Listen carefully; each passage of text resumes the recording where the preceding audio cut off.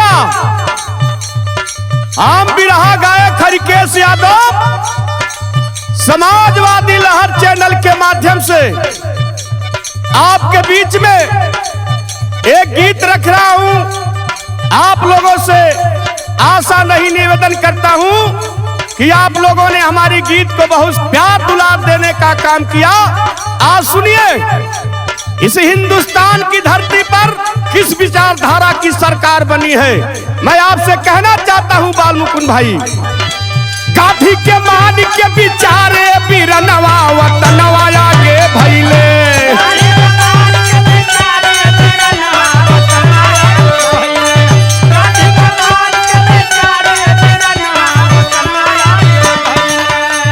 हीरा भैया, देश आजाद था।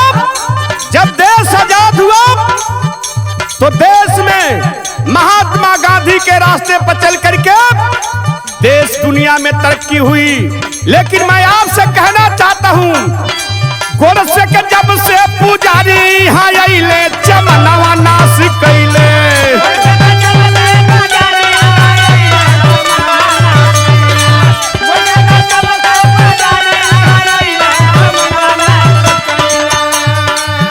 इस देश में बाबा साहब का विचार जब आई हो, इस देश में डॉक्टर भीमराव अंबेडकर, डॉक्टर राम मनोहर लोहिया और माननीय नेता मुलायम सिंह यादव के पग चिन्हों पर जब देश चलेगा तो होगा क्या? बाबा साहब का विचार जब आई हो,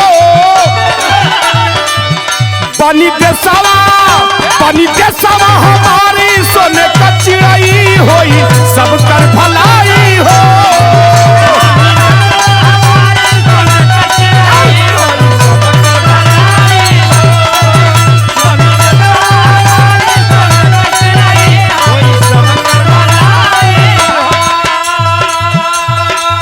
इस देश में डॉक्टर भीमराव अंबेडकर के रास्ते पर चल करके अगर हमारा देश चलेगा तभी खुशहाली और तरक्की मिलेगी। हीरा भैया, इस नाते मैं कहना चाहता हूं, अधिकारवा मिली दुखिया गरीब के।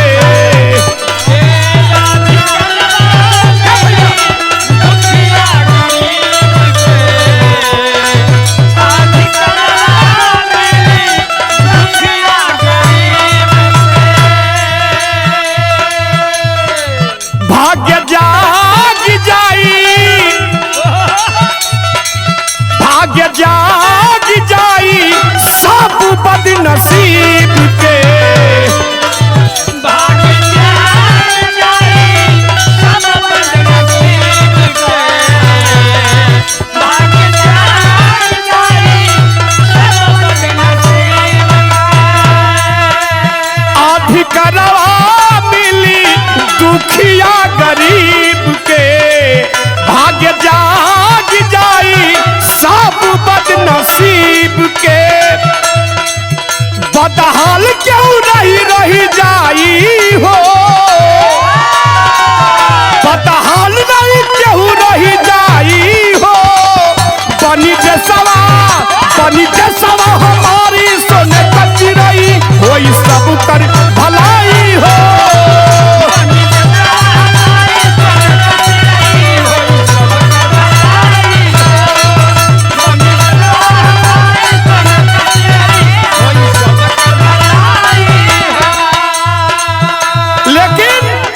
इस देश में मैं गरीब तबके के लोगों से कहना चाहता हूं, जो इस देश में भी अधिकार नहीं पाए हैं, उन लोगों के लिए मैं कहना चाहता हूं, मिलके लड़ली जाई सब दिली लड़ैया हो।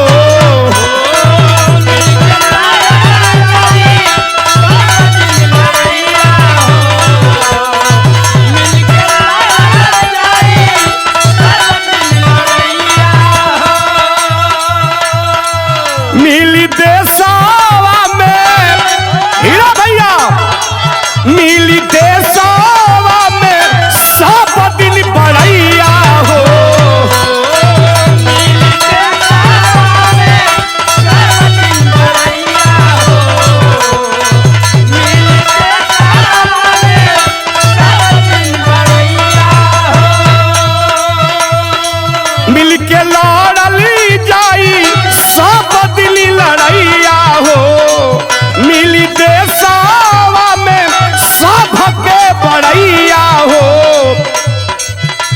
गीतिए की तक सब केहू गाई हो। सारे समाज के लोग एक साथ मिल के चलेंगे, इस भारतीय जनता पार्टी से लड़ने का काम करेंगे, तभी आपको अधिकार मिलेगा, हक मिलेगा। तब गीतिए की तक सब केहू गाई हो। बनी के सवा हमारी सोने का चिड़ई होई, सब कर भलाई हो।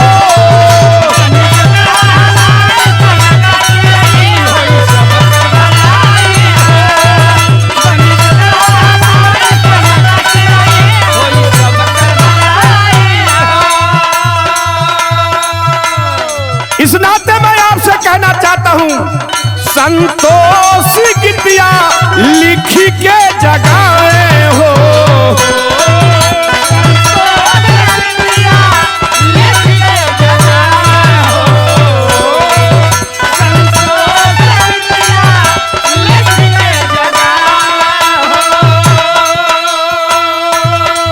त्यागी प्रोफेसर सरोज समझाए हो।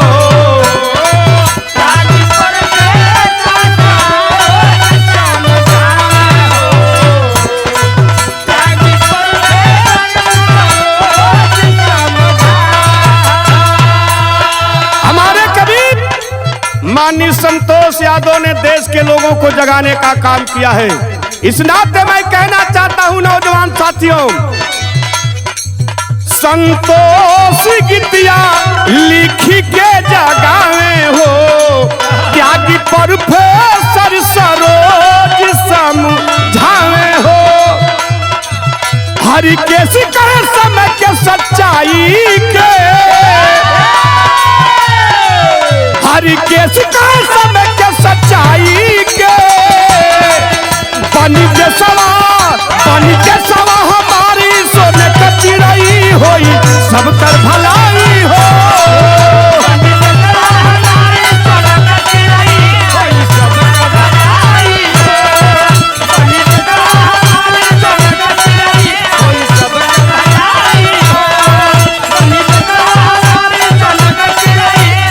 सब कर भलाई हो। जय समाजवाद, अखिलेश यादव जिंदाबाद।